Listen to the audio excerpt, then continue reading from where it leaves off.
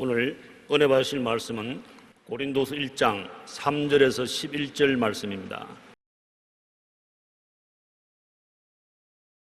찬송하리로다. 그는 우리 주 예수 그리스도의 하나님이시요 자비의 아버지시요 모든 위로의 하나님이시며 우리의 모든 환난 중에서 우리를 위로하사 우리로 하여금 하나님께 받는 위로로서 모든 환난 중에 있는 자들을 능히 위로하게 하시는 이시로다.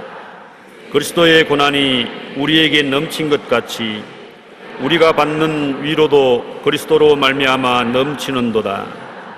우리가 환난 당하는 것도 너희가 위로와 구원을 받게 하려는 것이요 우리가 위로를 받는 것도 너희가 위로를 받게 하려는 것이니 이 위로가 너희 속에 역사하여 우리가 받는 것 같은 고난을 너희도 견디게 하느니라. 너희를 위한 우리의 소망이 견고함은 너희가 고난에 참여하는 자가 된 것 같이 위로에도 그러할 줄을 알미라.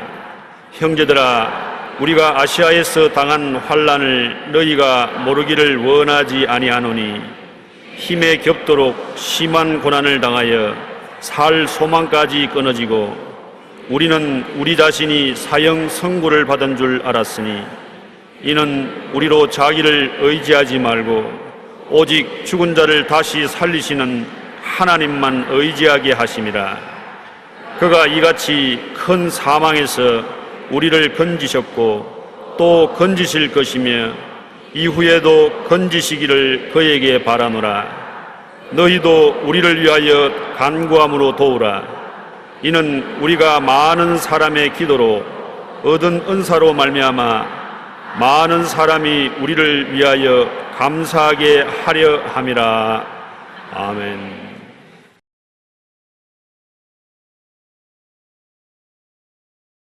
오늘 저는 위로라는 제목으로 여러분과 함께 은혜를 나누고자 합니다. 우리들은 누구를 막론하고 삶을 살아가는 과정에 상처를 입게 되는 것입니다. 그 상처 입은 곳을 붕대로 감아주는 것이 위로인 것입니다. 우리는 서로에게 위로의 말과 손길로 고통을 극복할 수 있도록 해야 하는 것입니다. 서로 친밀한 관계 속에 있을수록 더욱 위로가 필요한 것입니다. 남편과 아내 사이, 부모와 자식 사이, 상사와 아랫사람 사이, 친한 친구 사이 등 어디를 가나 상처가 없는 곳은 없기 때문에 위로가 꼭 따라야만 되는 것입니다. 괴로움을 어루만져 잊게 해주시는 진정한 위로가 있어야 이 세상 삶을 살아갈 수 있게 되는 것입니다. 최근 현대경제연구원이 발표한 보고서에 의하면 2014년 국내 10대 트렌드, 유행이란 말입니다. 10대 유행이 있는 중에 하나가 위로가 필요한 사회라는 것입니다. 고용이나 주거, 노후에 대한 불안이 증가하면 힐링이나 멘토, 상담과 같이 불안을 달래주는 위로 산업이 발달할 것이라고 예측을 합니다. 실제로 길거리에서 외롭게 힘든 사람들을 위하여 프리 허그, 즉 공짜로 안아드립니다 하는 이벤트가 열리는 것입니다. 외롭고 괴로운데 따뜻한 가슴에 품어주는 것 위로가 되거든요. 그러니 값없이 길거리에 간판 세워놓고 오시면 안아줍니다. 그러면 하면 꽉 안아주고 얼굴 비워주고 그것만 해도 마음에 큰 위로가 되는 것이 그런 이벤트가 일어나고 있다는 것입니다.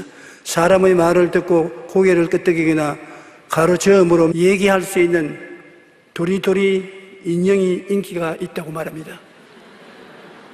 우리 어릴 때 어머님이 우리를 보고 야 도리도리 진진진진 쪼막쪼막 그런 기억이 나는데 얼마나 마음이 외롭게 되면 위로받기 위해서 그런 도리도리 인형을 갖다 놓고 그렇지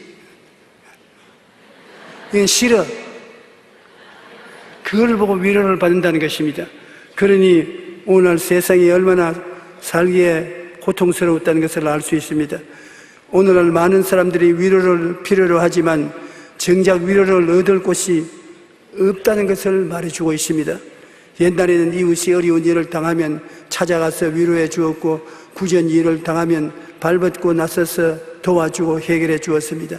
그러나 오늘날에는 가족 간에도 이웃 간에도 상처와 불신이 가득하여 위로 얻기를 힘쓰나 어렵습니다. 우리는 주님의 사랑으로 서로를 향해 위로의 손길을 내밀어야 되는 것입니다. 여러분, 예수님은 이 땅에 살 동안에 위로가 필요 없었을까요? 예수님은 하나님이신데, 그러나 그는 사람으로 태어나셨으므로 우리 인생이 겪는 모든 고통을 다 겪었습니다.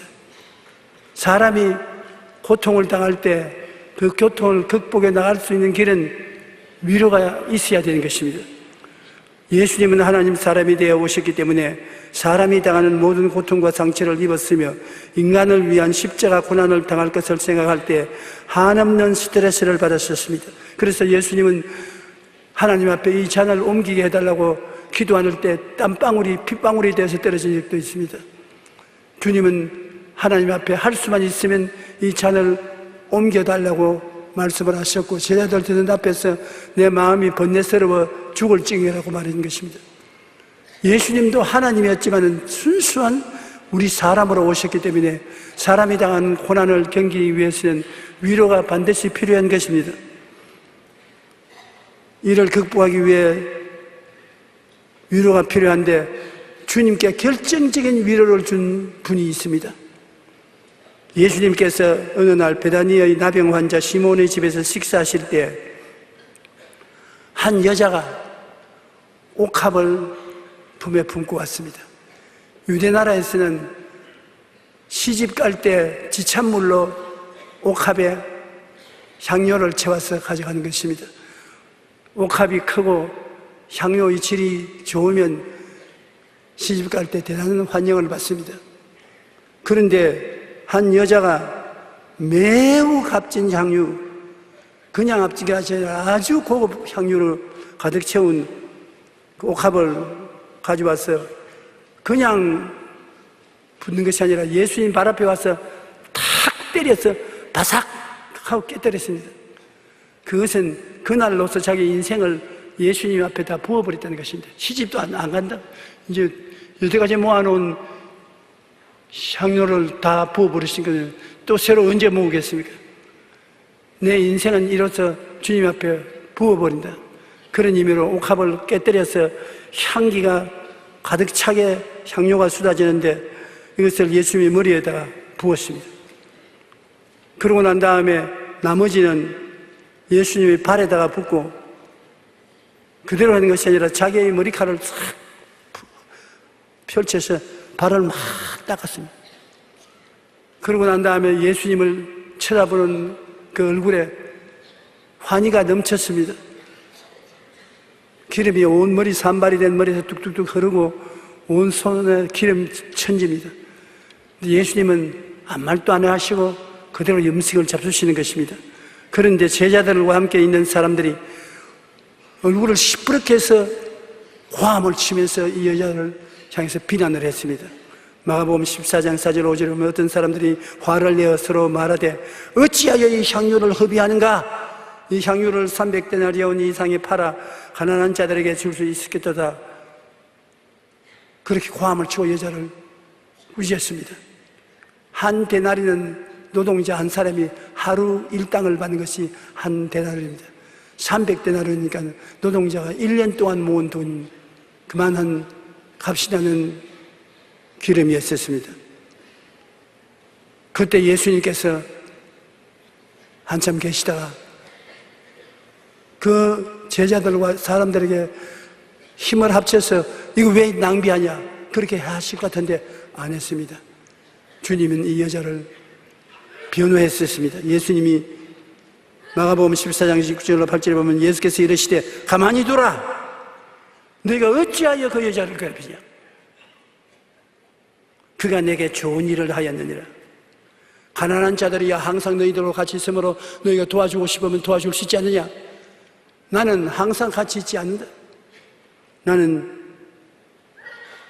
이제 죽어야 한다.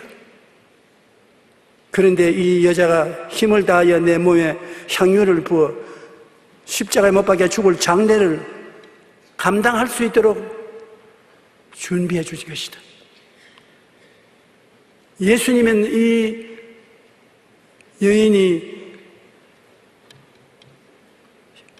기름을 가지고 와서 그의 머리에 붓고 발에 부어서 머리채로 닦음으로 말미암아 그에 대한 감사와 헌모의 정을 나타낸 것이 굉장한 위로가 되었습니다.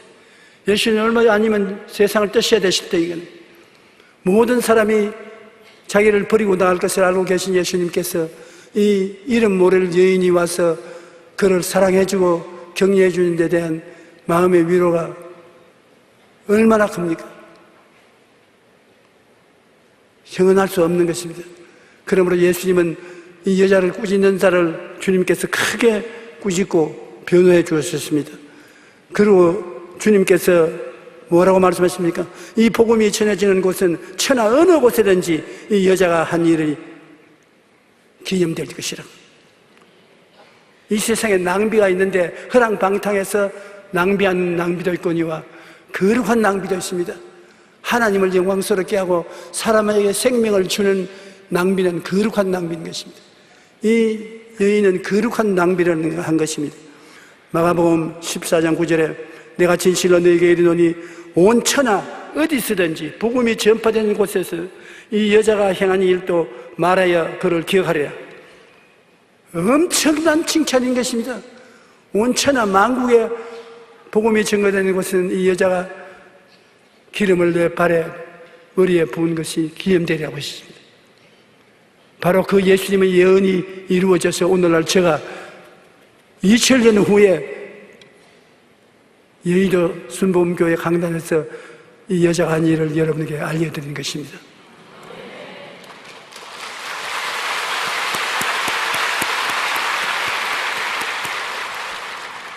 예수님은 위로가 필요 없다고 생각하는 것은 잘못입니다. 예수님도 위로가 있어야 십자가를 걸머집니다. 큰 고난은 위로가 없이는 견디낼 수 없습니다. 여러분도 크고 적은 고난을 많이 당하는데 여러분 주변에 있는 사람들이 위로를 해주면 쉽게 이기고 전진해 나갑니다. 그러나 위로가 없으면 자기 목숨을 끊는 일이 있습니다. 여인의 진실하고 전심을 다한 사랑의 위로가 예수님으로 하여금 십자가의 고난을 이기게 하는 힘이 되는 것입니다. 위로에는 힘이 있다는 것입니다. 우리 성경에 보면 사도 바울 선생 있지 않습니까? 사도 중에 가장 위대한 사도인데 어떻게 그렇게 됐느냐? 사도 바울은 삶에 큰 위로를 받아서 그 위로 때문에 수없이 죽음의 고비를 겪으면서 복음을 전할 수 있었다고 말한 것입니다. 참기 어려운 고난이라도 성령님의 위로가 임하면 능히 이길 수가 있다는 것입니다. 사도 바울이 심한 능욕과 궁핍과 박해와 공고를 극복할 수 있었던 것은 예수님을 만난 다메섹의 체험과 셋째 하늘에 올라가 하나님의 영광과 그의 말씀을 들었던 체험의 특별한 위로를 받았기 때문인 것입니다. 바울 선생이 하나님이 살아계시고 나는 하나님의 택함 받은 사람이라는 마음에 큰 믿음과 위로가 있은 것은 그가 다메섹에 가다가 갑자기 하늘에서 대낮 같은 햇빛이 비치더니 하늘에서 음성이 들려 말하기를 사울아 사울아 어찌하여 너가 나를 핍박하는가? 주여 니시니까 너가 핍박하는 예수라. 그는 다메섹에 있는 예수 믿는 사람들을 붙잡아서 예루살렘으로 와서 심판하려고 가는 길인데 그 예수님을 만났습니다. 부활한 예수님을 빛 가운데서 만나고 눈이 부시어서 어두워졌습니다. 야, 예수님은 살아계시구나. 정말 살아계신 하나님이구나. 뼈까지 느끼도록 체험을 했습니다. 그래서 다메섹에 들어가서 시가라는 곳에 아나니아라는 사람의 인도를 받아서 예수님을 확실히 알게 되고 눈에 비늘이 떨어져서 다시 보게 되고 뜨거운 전도자가 된 것입니다. 그 이후에 그는 하나님이 사용하기 위해서 그를 데리고 셋째 하늘로 끌어갔었습니다. 셋째 하늘에 들어가서 하늘에 도저히 말로서 설명할 수 없는 영광스러운 것을 보았습니다. 그쯤 보았으니까 그는 마음속에 그 은혜가 위대한 위로가 되었을 것입니다. 은혜를 받으면 은혜가 기억 속에 남아있어서 위로가 돼요. 저는 사도 바울 선생만큼 위대한 일도 못했고 고난도 이기지 못했습니다. 왜 그러냐?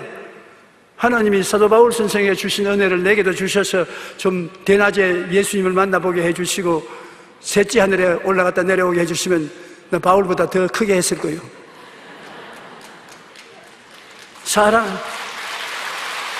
사람이란 은혜를 받으면 은혜가 마음속에 오래오래 남아서 위로가 되는 것입니다. 여러분들도 성령을 받으면 성령이 마음속에 계셔서 오래오래 은혜가 되고 위로가 되는 것입니다. 쓴 물을 달게 하는 것은 은혜인 것입니다. 은혜가 여러분의 위로가 되는 것입니다. 형제들아, 우리가 아시아에서 당하는 환난을 너희가 모르기를 원치 아니하노니 힘에 겹도록 심한 고난을 당하여 살 소망까지 끊어지고 우리는 우리 자신이 사형선고를 받은 줄로 알았으니 이는 우리로 자기를 의지하지 말고 오직 죽은 자를 다시 살리시는 하나님만 의지하게 하랬습니다. 그가 이같이 큰 사망에서 우리를 건지셨고 또 건질 것이며 이후에도 건지시기를 그에게 바라노라. 이렇게 어마어마한 죽음에 가까운 고통을 당해서도 바울이 이긴 것은 그가 은혜를 받았기 때문인 것입니다. 살아계신 하나님의 은혜를 받아서 그것이 마음속에 있어서 큰 위로가 된 것입니다. 위로라는 것은 파라클레오라는 헬라어인데 파라라는 것은 곁에고 클레오라는 것은 와서 도와주는 것을 말하는 것입니다. 주님께서 말씀하기를 내가 아버지께 구하겠으니 또 다른 보혜사를 너에게 주사 영원토록 너희 위해 함께 있게 하겠다. 다른 보혜사, 예수님은 처음 보혜사, 나와 꼭 같은 다른 보혜사, 성령 보혜사를 보내겠는데 이 성령 보혜사는 하나님께로부터 보내심을 받아 우리 가까이 와서 우리를 돕는 일이라는 말인 것입니다. 보혜사 성령이 오셔서 우리를 도와주기 때문에 우리는 그 은혜로 인하여 고난을 극복해 나갈 수가 있는 것입니다. 내가 아버지께 구하겠으니 그가 또 다른 보혜사를 너에게 주사 영원토록 너희와 함께 있게 하시니 예수님은 첫째 보혜사고 또 다른 보혜사, 예수님과 꼭 같으나 다른 보혜사가 와서 한번 따라 말씀하세요. 영원토록 너희와 함께 있게 하시리니 예수님이 그를 보내신 지 2000년의 세월이 지나갔으니 영원토록 너희와 같이 있게 하시니 지금도 여러분에게 같이 계신 것입니다. 영원토록 너희와 함께 있겠다. 그러므로 우리가 몰라서 그렇지 성령께서는 항상 여러분과 함께 계십니다. 성령님이 함께 계심으로 우리가 인격적으로 인정해야 돼요. 한번 따라 말씀하세요. 성령님을 인정하고 환영하고 모셔드립니다. 저와 같이 계시고 저를 위로하시고 도와주십니다. 보혜사 곧 아버지께서 내 이름으로 보내실 성령 그가 너희에게 모든 것을 가르쳐 주시고 성령님께 도와달라면 가르쳐 주시고 모든 것을 생각나게 하신다. 주님이 말씀해 주신 것을 기억하게 해 주신다. 그리고 주님께서는 성령을 통하여 평안을 너희에게 끼치노니 나의 평안을 너희에게 주노라. 내가 너희에게 주는 것은 세상에 주는 것 같지 아니하니라. 너희는 마음에 근심하지도 말고 두려워하지도 말라. 근심이 꽉 들어찬 세상인데 근심 다 걱정 맡기고 근심하지도 말고 두려워하지도 말라. 하나님께서는 우리를 고아와 같이 버려놓지 아니하고 하나님께 구해서 다른 보혜사가 와 계신 것입니다. 기억나게 하시고 깨닫게 하시고 염려를 없애어 평안을 주시고 하시기 때문에 그렇게 의지하면 된다는 것입니다. 성령님 의지합니다. 할렐루야. 저는 오늘 강단에 설교하러 나오기 전에 성령님 함께 나가십시다. 성령님 없이면 못합니다. 기억도 안 나고요, 깨닫지도 못하고요, 은혜도 없고요. 성령님 도와주십시오. 한국에서 나올 때는 한국말로 합니다. 성령님 가십시다. 외국에 나가서는 영어를 말합니다. Dear Holy Spirit, let's go. 일본에 가서는 일본말로 합니다. 세이레이사마 이쇼니 이기마시오. 왜냐? 성령님은 모든 사람 가운데 계시면서 모든 사람의 말을 다 알아듣기 때문인 것입니다. 그 성령님이 여러분과 같이 계심으로 여러분은 절대로 외롭지 않고 고독스럽지 않습니다. 안 믿는 사람은 마귀에게 억압당하고 쫓기고 고통을 당하고 있지만 여러분은 성령님이 같이 계심으로 성령님께 부탁을 해야 되는 것입니다. 아버지께 기도하고 예수님께 감사하면 성령님이 여러분과 함께 계심으로 성령님께 부탁해야 되는 것입니다. 구약 4000년 동안에 아버지가 역사했고 신약 30년 동안에 예수님이 역사했고 오순절날 이후로 주님 오시는 그날까지는 2000년이 넘도록 성령님의 시대라 성령님이 여러분과 함께 일하는 것입니다. 성령님께 악수하자고 손에 밀면 성령님이 손잡아 주시는 것입니다. 그러므로 성령님과 같이 있으면 근심하지도 말고 두려워하지도 말아야 될 것입니다. 초대교회의 억센 핍박과 환난 속에서도 줄기차게 복음이 전거된 것은 성령의 위로 때문에 그런 것입니다. 감옥에 끌려가도 감사하고 기도하고 성령의 위로가 확 들어차서 모든 것을 극복하는 것입니다. 못 먹어도 극복하고 얻어맞아도 극복하고 성령의 위로가 우리에게 큰 기적을 행하신 것입니다. 여러분, 위로가 있으면 어떠한 외로움과 고통이 있어도 살아나갈 수 있어요. 일찌감치 남편이 죽고 자녀들을 데리고 혼자 사는 여인이 고통스럽고 힘들어서 견딜 수가 없습니다만 애들이 어머니 말을 잘 듣고 공부를 잘해서 성적을 잘 따서 집에 들어와서 어머니께 고맙다고 하면 그 위로가 얼마나 컸어서 내가 죽더라도 일을 해서 낙심하지 않겠다고 생각나는 것입니다. 어떤 목사님이 최근에 내게 그런 이야기를 해요. 목회를 하는데 너무너무 괴로워. 이 이상 목회를 그만두면 좋겠다고 싶은데 하루는 권사님이 우리 목사님 너무나 고생한다고 허리를 한번 쓰다듬어주면서 손을 꼭 잡고 기도를 해주는데 온 하늘을 다 주는 것 같은 위로를 받던 것입니다. 이 권사님 한 분을 위해서라도 나는 남아서 목회하겠다, 그런 결심이 생기더라고.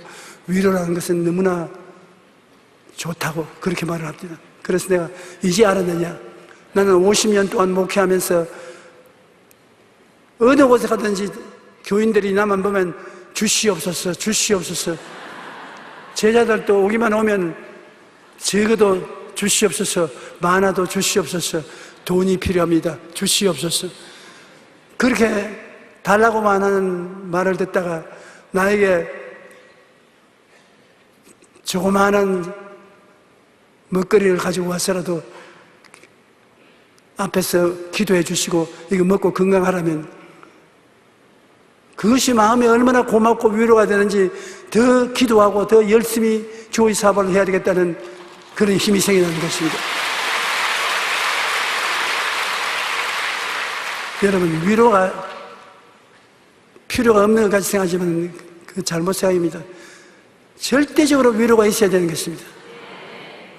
결혼을 했는데 남편이 얼굴이 못나고 키도 작고 말도 잘 못하고 학력도 없더라도 굉장히 부인을 위해주고 힘을 주고 용기를 주고 붙들어주면 그것이 위로가 되어 나타나면 어떤 잘생긴 남자보다 그 못생긴 남자하고 사는 것이 더 행복한 것입니다. 위로가 있어야 돼요. 위로 없는 인생은 버림받은 인생과 같은 것입니다. 사도행전 1장 8절에 오직 성령이 너희에게 임하시면 너희가 권능을 받고 예루살렘과 온 유대와 사마리아와 땅까지 이르러 내 증인이 되리라. 하나님 성령이 오셔서 위로가 되면 전도자가 돼요. 남에게 나가서 열심히 전도하고 구역장, 지역장, 주의 종이 되는 것은 하나님으로 말미암아 성령의 위로가 마음속에 왔기 때문에 그 위로를 감당할 수 없어서 주의 종이 되기도 하는 것입니다. 사도행전 2장 4절에 그들이 다 성령의 충만함을 받고 성령이 말하게 하심을 따라 다른 언어로서 말하기를 시작하니라. 사도행전 시절에 성령이 임하셔서 충만하게 되고 방언까지 하게 되고 그 성령으로 말미암아 위로가 넘쳐남으로 어떤 고난도 참을 수가 있는 것입니다. 성령은 바로 위로의 영인 것입니다. 파라클레토스, 하느님께서 보내심을 받아 위로해 주는 영입니다. 그 위로가 있으면 어떠한 고난도 이겨나갈 수가 있는 것입니다. 그리하여 온 유대와 갈릴리와 사마리아 교회가 평안하여 든든히 썩어가고 주를 경외함과 성령의 위로로 진행하여 수가 많아지더라. 교회가 크게 수가 많아지는 것은 성령의 위로를 받은 사람들이 세상에 나가서 마음에 고통스럽고 괴로운 사람에게 위로를 나누어 주므로 예수 믿는 사람 수가 많아지게 되는 것입니다. 여러분, 위로를 받은 사람이어야 다른 사람도 위로할 수가 있는 것입니다. 내가 위로를 받으면 그 위로를 가지고 다른 사람을 위로해 줄 수가 있는 것입니다. 고린도후서 1장 3절로 7절에 보면은 찬송하리로다 그는 우리 주 예수 그리스도의 하나님이시요 자비의 아버지시요 모든 위로의 하나님이시다. 하나님은 위로의 하나님이시겠어요. 우리의 모든 환난 중에서 우리를 위로하사 우리를 하여금 하나님의 받는 위로로서 모든 환난 중에 있는 자들을 능히 위로하게 하신 이로다. 하나님 위로의 하나님이시라. 환난 때에 부러지려면 위로해 주어서 환난을 이기게 해주시고 그 다음 환난 당한 사람들에게 가서 위로해 주시는 체험을 가질 수 있게 한다는 것입니다. 그리스도의 고난이 우리에게 넘치는 것 같이 우리가 받는 위로도 그리스도로 말미암아 넘치는도다. 우리가 고난을 많이 받으면 받을수록 하나님이 위로도 더 많이 주신다는 것입니다. 우리가 환난 당하는 것도 너희가 위로와 구원을 받게 하려는 것이요 우리가 위로를 받는 것도 너희가 위로를 받게 하려는 것이라. 이 위로가 너희 속에 역사하여 우리가 받는 것 같은 고난을 너희도 견디게 하느니라. 너희를 위한 우리의 소망이 견고함은 너희가 고난에 참여하는 자가 된 것 같이 위로에도 그러할 줄을 알미라. 고난에 우리가 참여하면 하나님께서 고난과 동등한 위로도 또 허락해 주시는 것입니다. 우리 기독교 신앙은 고난과 위로 이 두 가지가 항상 같이 따르는 것입니다.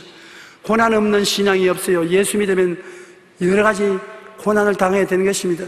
그러나 고난만 있으면 넘어지고 시들어지고 마는 것입니다. 고난이 있으면 고난을 이겨낼 수 있는 위로가 다가오는 것입니다. 고난의 쓴물이 다가오면 위로의 단물도 다가오는 것입니다. 고난의 슬픔이 다가오면 위로의 기쁨도 다가오는 것입니다. 고난으로서 마음이 답답하면 위로로서 마음이 상쾌해질 수 있는 것입니다.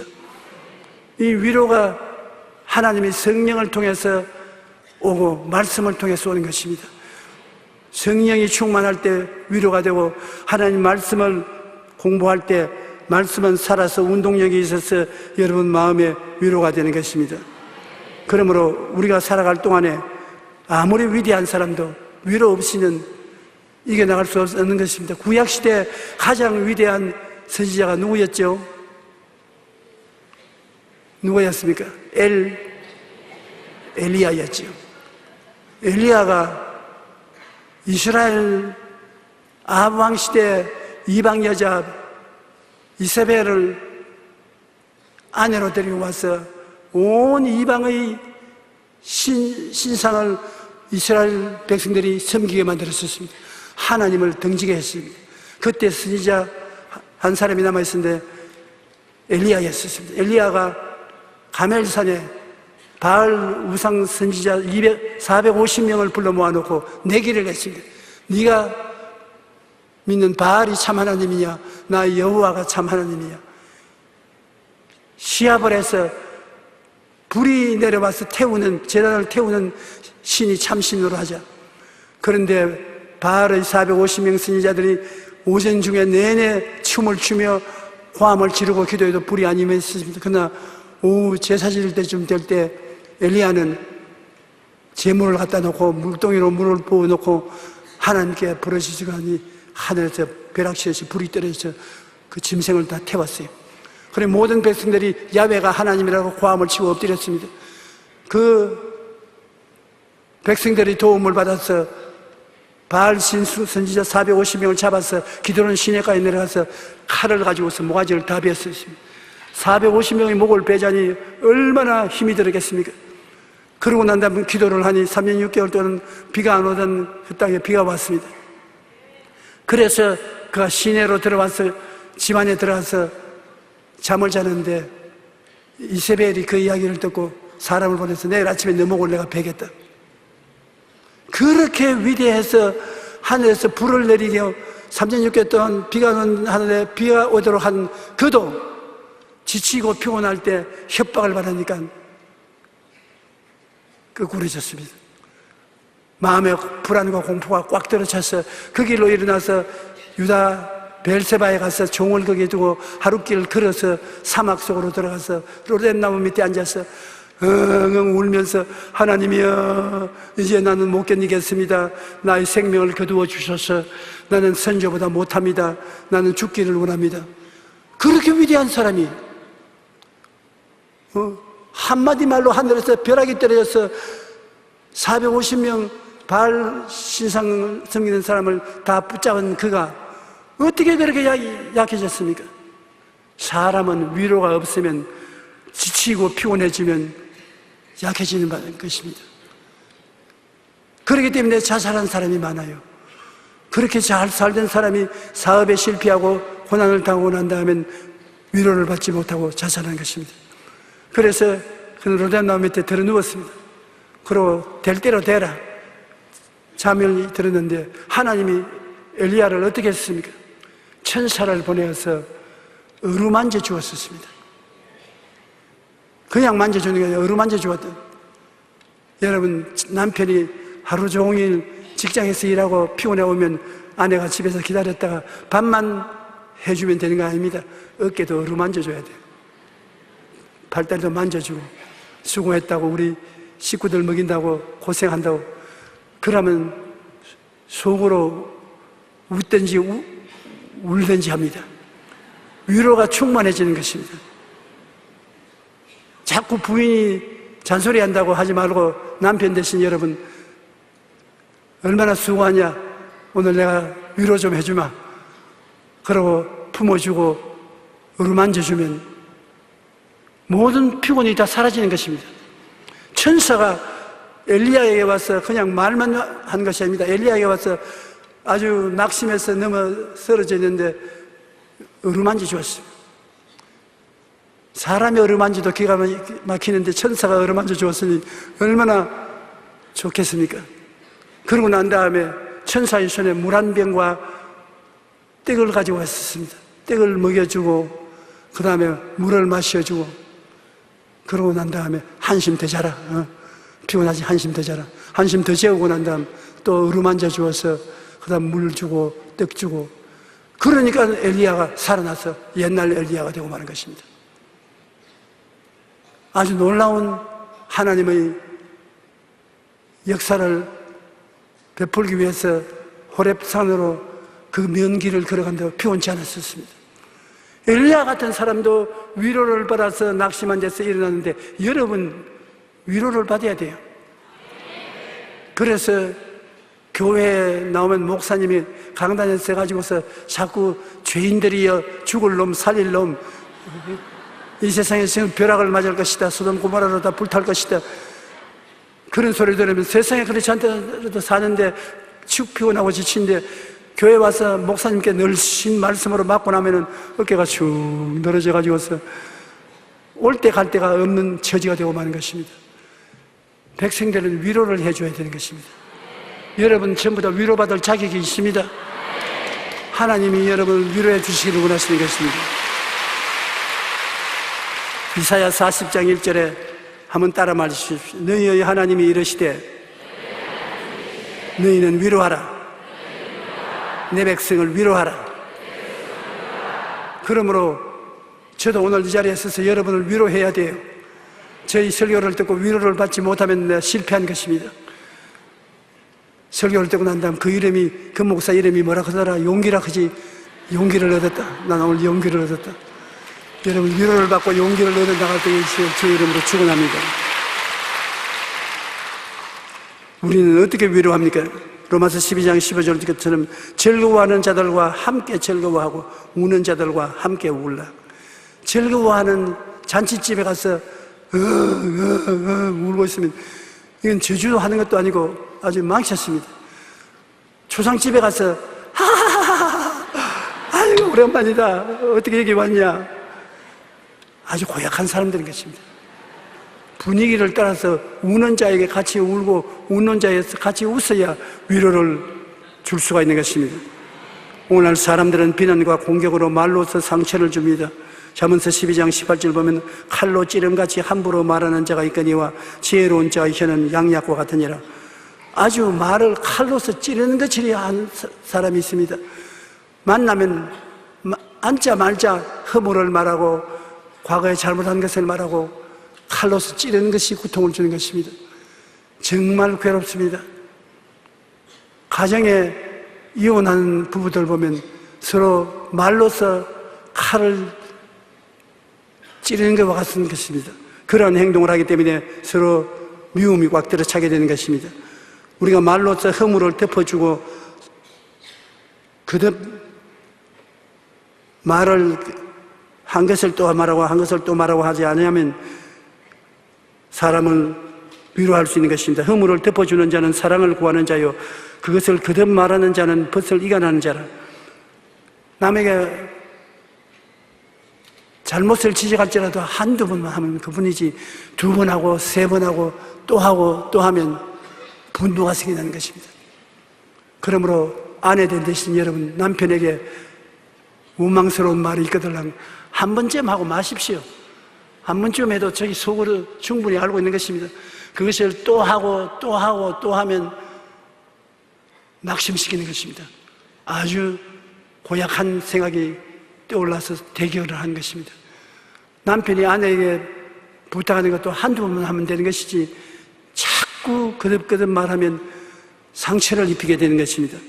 허물은 덮어주고 말은 거듭거듭 하지 말아야 되는 것입니다.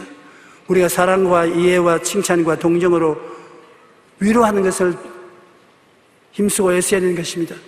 할 수만 있으면 사랑을 베풀고 말을 하는데 이해를 하고 칭찬을 해주고 동정하는 것이 그 사람을 살리는데 중대한 역할을 하는 것입니다. 위로를 받아야 전진할 수 있는 용기와 힘이 생깁니다. 위로받으면 살아갈 수 있는 힘이 생겨요. 자꾸 비난하고 공격하고 약점을 잡아주면 낙심하고 뒤로 넘어지는 것입니다만 위로해주면 위로를 받아서 용기가 생기는 것입니다.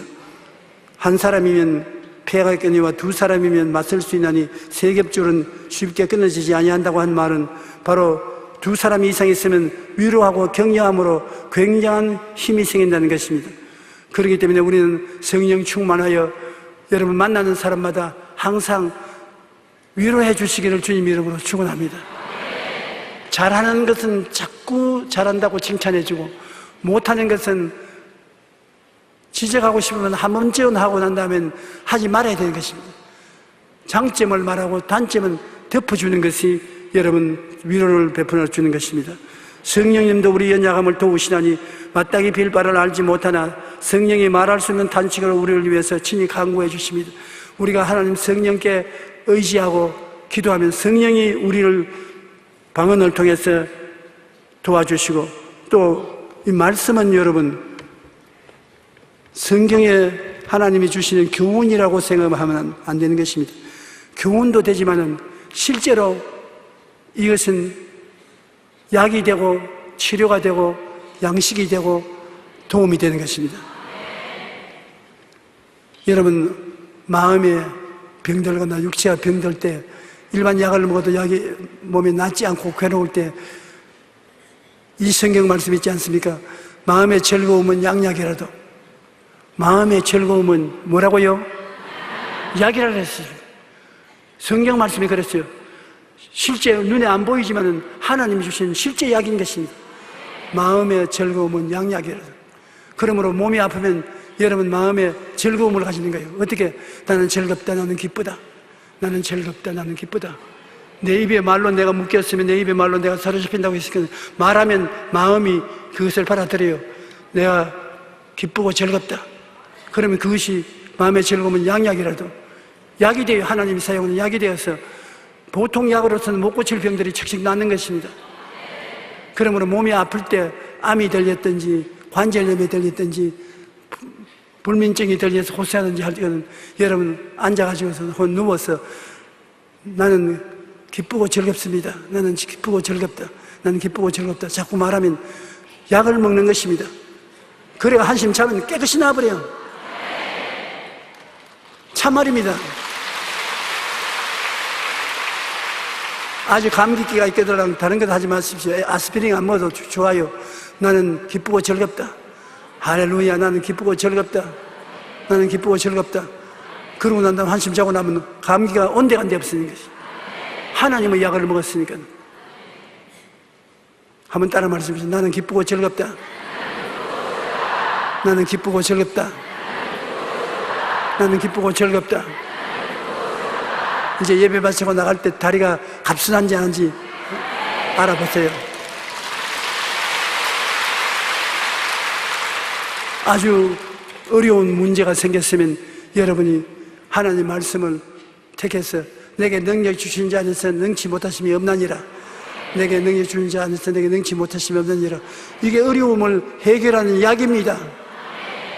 여러분이 그렇게 말한 동안 하나님은 그 고백을 통해서 기적을 베푸시는 것입니다. 여러분 입에서 말을 해야 하나님이 그것을 약으로 변화시키는 것입니다. 마음에 믿어서 의에 이르고 입으로 시인해서 구원에 이른다고 말을 해야 되는 것입니다. 그러므로 오늘 어려운 문제가 대속안에 있는 사람은 그렇게 말하십시오. 한번 따라 말씀해. 내게 능력 주신 자 안에서 내가 모든 것을 할 수 있느니라. 그렇게 말을 하고 나면 그것이 하나님이 사용하는 특효 약이 되어서 기적을 베풀어 주신 것입니다. 말씀의 공부는 이렇게 위로가 되어요. 하나님 말씀을 여러분 공부하면 그 말씀은 살았고 운동력이 있어 좌우에 날 수 있는 어떤 검보다 예리하여 혼과 영과 및 관절과 골수를 짜게는 것입니다. 그냥 글이 아닙니다. 소설책이 아닙니다. 시집이 아닙니다. 하나님의 치료약인 것입니다. 성경은 여러분을 자유케 하고 해방케 하는 치료자인 약인 것입니다. 이것을 깨달아 알고 그것을 여러분께서 하나님이 치료해 주신 것을 꿈꾸고 믿고 입술로 말을 하면은 정말로 지금까지 체험해보지 못한 능력이 여러분 생애 속에 나타나게 되는 것입니다. 이 성경책을 하나님이 여러분 주신 해결책, 약으로 생각하고 항상 성경을 많이 외우고 많이 입으로 시인하면 여러분 영혼이 잘됨같이 범사의 잘됨에 강건하고 생명을 얻되 넘치게 얻는 기적이 꼭 나타나게 되는 것입니다. 시편 119편 50절로 105절에 보면 이 말씀은 나의 고난 중에 위로라. 말씀 자체가 위로가 되는 것이 주의 말씀이 나를 살리셨기 때문이다. 내가 고난당할 때 주님의 말씀을 말하면 그 말씀이 위로가 되어서 마음에 힘을 주고 주의 말씀이 나를 살려주는 것입니다. 그러므로 세상 사람들이 다 날 버려도 내가 말씀을 가지고서 바라보고 믿고 입술로 시인하면 그 말씀이 큰 위로와 생명이 되어서 나로 하여금 패배하지 않게 만들어주는 것입니다. 하나님의 말씀은 내 발의 등이요 내 길에 빛이 되시는 것입니다.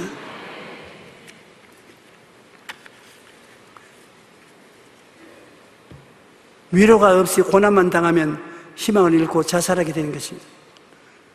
이 세상에 우리는 위로를 항상 준비하고 있고 위로를 나누어야 되는데 안 믿는 사람들은 위로를 받을 곳이 없습니다. 우리가 위로받을 수 있는 것은 예수님의 십자가가 우리의 위로가 되는 것입니다. 내가 다 이루었다 하는 예수님 십자가, 죄를 지으면 용서하는 위로가 되시고 거룩하게 되는 위로가 되고 병든 자는 고침의 위로가 되고 가난하고 헐벗고 굶주린 자는 아브라함의 축복과 형통을 주는 위로가 되고 죽는 자에게는 부활 영생 천국의 위로가 되는 것이 바로 십자가인 것입니다. 십자가를 항상 바라보고 그 속에서 하나님이 주신 말씀을 입으로 외워서 위로를 삼으십시오. 여러분 속에서 생기와 생명이 있게 되는 것입니다. 그리고 성령이 오셔서 여러분과 같이 해서 위로가 되므로 우리는 이런 위로를 통해서 이 세상 고난을 이기고 살아나야 되는 것입니다. 그 이후에 사람들을 통해서 위로를 받을 수 있습니다. 우리가 가정에서 부모님의 위로는 말로 다 할 수 없습니다. 하나님이 내가 너희 어머니가 위로하시 위로해 주겠다고 했는데 집에 있는 부모가 여러분을 위로해 주시고 자녀들이 부모에게 위로가 되기도 하고 일가 친척이 위로가 되고 친구가 위로가 되기도 하는 것입니다. 잘못하면 거꾸로 위로가 되지 못하고 상처를 주는 사람도 있지만은 그러나 가까운 사람일수록 더 위로를 받을 수가 있는 것입니다. 그러나 아무리 고난이 다가와도 그것을 달게 하는 위로가 없으면 소망차고 담대하게 살아나갈 수가 있는 것입니다. 어머니가 자식을 위로함 같이 주님께서 말씀하기를 내가 너를 위로할 것이다 라고 말했는 것입니다. 어린아이들은 어머니 위로 없이 살아갈 수가 없습니다. 어머니가 어린아이 기저귀 갈아주고 덩어리 싸주면서 아유 우리 애기 컸구나 이제 어른이 다 됐구나 거짓말을 하면서 위로를 해주면 어린아이들이 그걸 듣고 쑥쑥 자라는 것입니다. 위로가 있게 됩니다.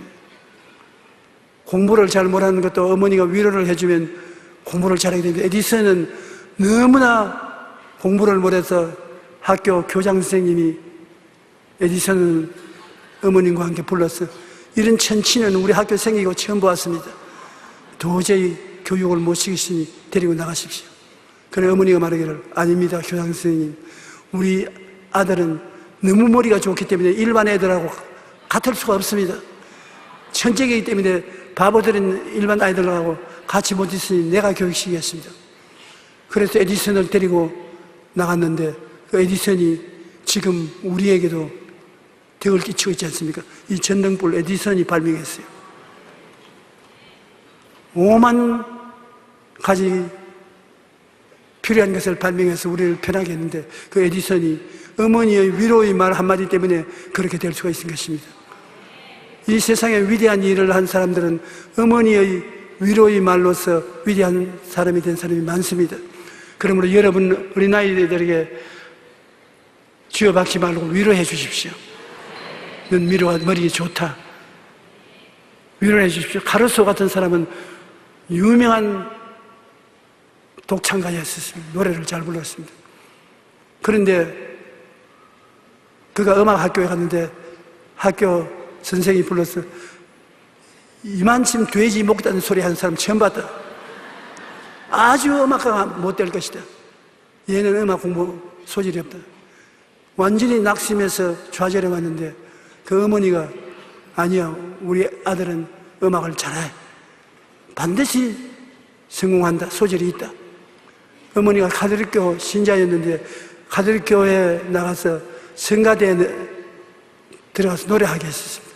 어머니의 격려를 받고 얘가 열심히 한 결과에 구라파뿐 아니라 오늘날 세계가 아는 음악가가 된 것입니다.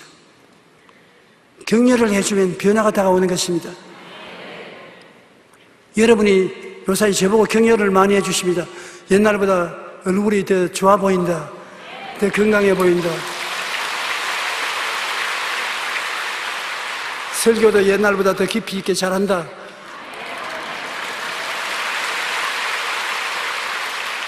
그 말씀이 내 마음속에 들어와서 용기와 힘을 주는데 전에 느끼지 못하는 용기와 힘을 주어서 더 아침에 일찍 일어나게 되고 더 기도도 많이 하게 되고 운동도 하게 되고 설교도 더 열심히 하게 됩니다.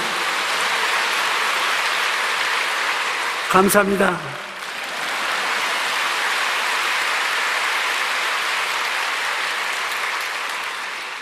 그러니 위로가 얼마나 좋은지 몰라요. 나는 온 세계 어느 곳에 가서 목회하던 것보다는 우리 사부 예배 와서 말씀 전하면 이것을 택할 것입니다.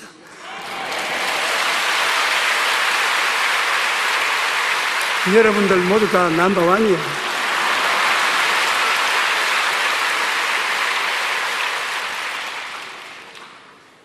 하나님께서는 낙심한 자들을 위로하는 것이 우리 하나님 것입니다. 하나님은 좋은 하나님이시 것입니다.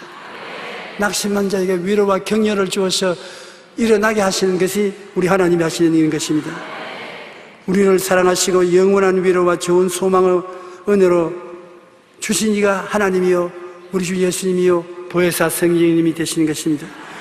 여러분은 예수 그리스도를 의지하고 긍정적이고 적극적이고 창조적인 신앙을 가지고 있으므로 반드시 두고 보세요. 내일은 오늘보다, 다음 달은 금번달보다,明年은 금년보다 좋아지는 것입니다.明年은 지금보다 훨씬 좋아지는 것입니다.